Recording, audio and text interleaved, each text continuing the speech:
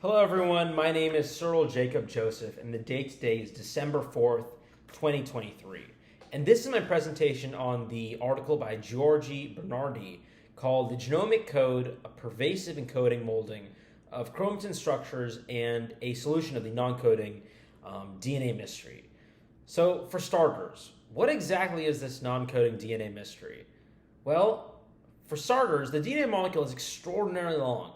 And while the central dogma teaches us that the DNA leads to RNA and then to protein, it can make us think that all DNA is responsible for protein making.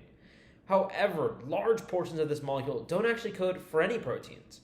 And for many years, researchers thought these sections were useless, often referring to them as selfish DNA.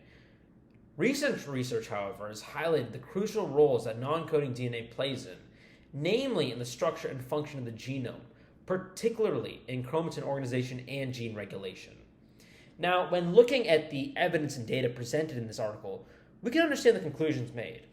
Firstly, Bernardi's research provides significant insights into the structure and function of isochores and chromatin structures overall. Using chromatography and ultracentrifusion techniques, it was revealed that DNA with different base compositions also had different 3D conformations. This was needed to understand isochores. Now, what do we mean by that? Well, what we can see through Bernardi's research is that the human genome consists of large DNA sequences called isochores, which have distinct base compositions and are crucial for chromatin structures.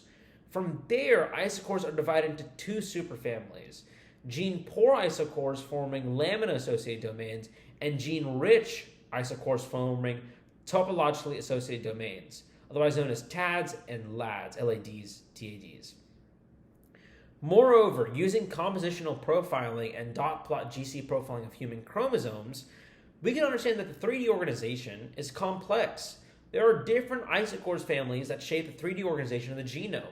This includes the formation of primary TADs and LADs, which are critical for understanding chromatin domains and their replication timing. Furthermore, going with the concept of the genomic code, we can see that DNA sequences themselves are integral in shaping the genome's overall 3D structure.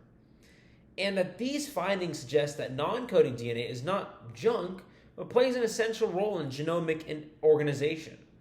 This challenges previous assumptions about non-coding DNA and offers a new perspective on its functional significance. Now, on to my personal opinion on the article. I think Bernardi's research highlights how important it is to have an open-minded attitude towards understanding the DNA structure. I mean, there's been so many advancements with the DNA structure, and we can see from this research alone that our understanding of DNA is changing from the viewpoint of it being solely as a source of genetic information to a structural component integral to the genome's organization, and not even just a genome's organization, but the actual expression of genes with the further research of, if we research the concepts behind enhancers and promoters associated with the topologically associated domains. But we can see that this article highlights overall that the DNA sequence composition and chromatome structure is incredibly complex, and these complexities contribute to deeper insights into cellular processes and in evolutionary biology. That is why it is important to keep pursuing the understanding of DNA, and if we can understand the overall 3D organization, we can understand the micro. If we understand the macro, we can go to the micro, the actual molecular composition of the molecule, which could relay important information about disease and genetic mutations and such. But nevertheless, thank you for watching my presentation,